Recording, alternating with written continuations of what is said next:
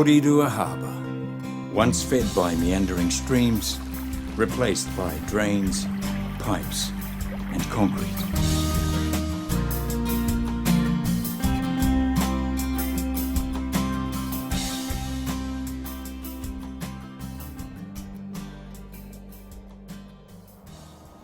I was born in 1933 sometime, and early in 1933 actually, and I guess the slump era was on board still.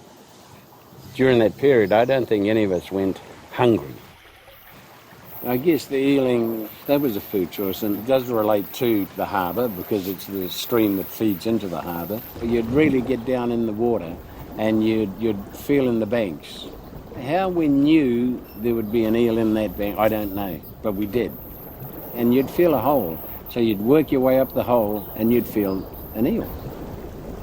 Sometimes the darn thing, you were going in the wrong end and it'd grab your finger, but you'd give a bit of a jump with that, and that was all there was.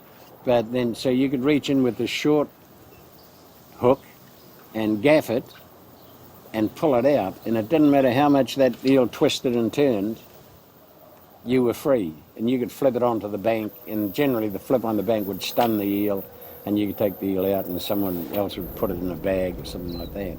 So that was our I guess, method of eeling. The harbour, it was just unbelievable food source that if we did go hungry, we were lazy. And so because the food was there, it was there in the harbour.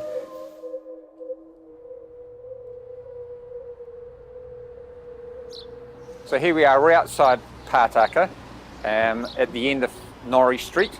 This is where Porirua Stream would have come out up until the late 40s. Now it's about 300 or 400 metres away, and it's been highly channelized. We're actually standing on reclamation. The original foreshore off this end of Porirua Harbour, it's actually about 300 metres away behind the Te Raupraha Centre. This would have been part of the estuary with sand flat, salt marsh. This would have been a very important part of the harbour ecology. We're here at the Porirua Stream, the mouth where it flows into Porirua Harbour, which is just here. This is the place, the interconnection, the point where everything from the valley is narrowed down into one place, and it's the access point for the native fish to get up to the rest of the catchment. So this is the place where all the native fish have to move up or down through here, so mostly it's the juveniles coming up. State Highway 1 runs right next to the stream, so all the runoff from the highway comes into the stream. There's factories, there's lots of urban areas, so there's a real mixture that goes in here. But it's also the place that all of the contaminants from the valley end up concentrated in one place, so the cumulative effects of everything upstream. This is a huge catchment. It goes right through almost to the top of the Kaipara Gorge, so lengthwise a very long, narrow catchment. Yeah, the whole Porirua catchment prior to 1850 would have been what they call intractable temperate forest. You wouldn't have been able to walk through it, as well as these big, tall podocarps and other native trees. We would have had vines, we would have had a lot of floor covering like ferns and mosses. So this was, a New Zealand equivalent of the Amazon rainforest. By 1885, it had pretty well all gone. It had been cut down, milled, and turned into pasture.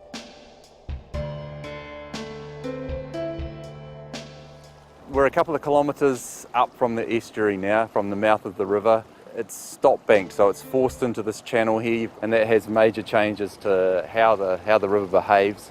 It means that it has to go faster, so it scours into the bank and does all sorts of damage, and a lot more sort of gravel and sediment movement because of that power that's in the fast-flowing river. So then they have to put in these grade control structures like this. So they put these barriers in to keep the bed from all washing out into the stream and scouring the base of the river out. But the trouble is, because our fish are migratory, the juveniles have to swim up there, they get to that point there. They will eventually get over, all but one species, the inanga, can't climb over these. Occasionally in floods, when it floods up high and gets up over the grassy banks, there's still quiet water around the edges, and some of those species will make it round at that time, but nowhere near the number that there would be if there was free access up there. Here we are, we're at Kenepuru Railway Station overbridge, and we're right beside what we call the Kenepuru industrial area. There's no vegetation on the stream bank, there's really no buffer between industrial sites and a highly sensitive stream environment. Generally with businesses and industrial sites, they have a large amounts of roofing. Zinc coming off roofs is a big issue for Porirua Harbour. Zinc is an ecotoxin, and this is just running into the streams and into the harbours, and it's actually one of the key heavy metals accumulating in Porirua Harbour at the moment. So one way is to reclad and baked paint roofing or to paint roofs. When it comes to the effects of the chemicals on the fish life, it depends on whether they can detect the chemicals or not. If they can detect them, they'll get out of it and they'll avoid the area. And trying to tease apart whether it's sediment, whether it's chemicals, or it's just a combination of the whole lot is really difficult to tell. But what we just see is an overall decline in native fish within the stream. And the Porirua stream is a really good example where we've got records going back even 20 years ago. There was a whole lot of species that were there then that are very rare or non-existent in here now. Well, the Take Charge program started in around 2004 at Greater Wellington, and it's essentially an environmental audit program, but it's also a proactive tool where we can get out to businesses and actually assess how well they're complying with our rules in order to prevent environmental incidents. I think one of the main benefits of using it in this type of area is that you can target either a specific location or a specific industry type. Thanks for having us, Sue. You're welcome. It has been a while. Last time, Paula, when we were here, we noted that the paint tins were going into a skip bin. Going to landfill. Sitting outside, yeah, and so there was the matter of the paint sitting around in the skip. The rain comes down, the paint can get washed into the environment. Well, we've actually moved them. You've moved them? Yeah. We've moved them, and there's nothing that goes in there that could actually leach to ground. Great. We've been a part of this business for the last 10 years. We're situated between Kenepuru Drive and Porirua Stream. The reason it's important to us is because we have 3 sumps on this site that actually drain into Porirua Stream. So we need to be responsible about what actually gets into the sumps so it doesn't damage the stream and therefore Porirua Harbour.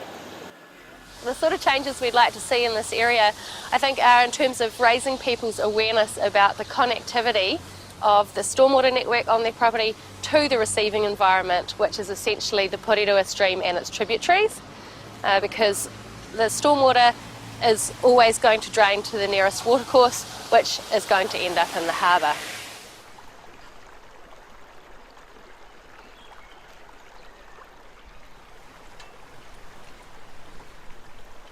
All I can see in here is one long fin eel.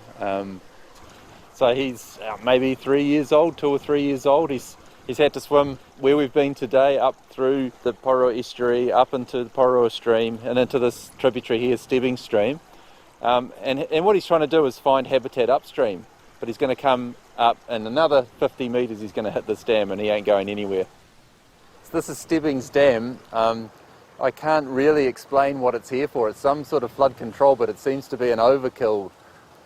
From an ecological point of view, it means that the fish can't get past here. And we've looked up there and there are no fish that have made it through that barrier. We have regulations that came in 1983, Freshwater Fisheries Act, that says that you must not block passage of native fish. And yet this was built, I don't know exactly when, less than 10 years ago this was built. So they would have had to get a consent for this. I'm pretty sure it would have been notified, so there would have been public submissions. So unless you get a freshwater fisheries expert in, then people don't realise that there is a problem with these dams. It relies on public participation in these things and public education and awareness that there is a problem. The stream that in the Manawatu that I've been doing the study on, which is a natural stream in good condition with good fish population, we're looking at 400 fish in 100 metres, so we should have seen 200 fish in that 50 metres. In half a dozen years that I've been coming here, we got giant kokopū up here 6 years ago, and now there's nothing, or just, it's not, they don't go totally extinct. You'll still find the odd one, but it's just that the abundance goes way down, the density of fish has dropped off completely. We can't emphasise enough the fact that all the stormwater systems, which includes your gutters from your roof, industrial roofs, your home roofs, your gutters in your street, and those big grated drains in the street, they all end up in one place. And whatever goes into that water, contaminants, sediment, it all ends up in the stream and in the harbour. And it's actually destroying the ecology of both the streams and the harbour. So it's something we all need to be aware of and take responsibility for managing what we do much more wisely. Tia kina ngā taonga. Protect the treasure.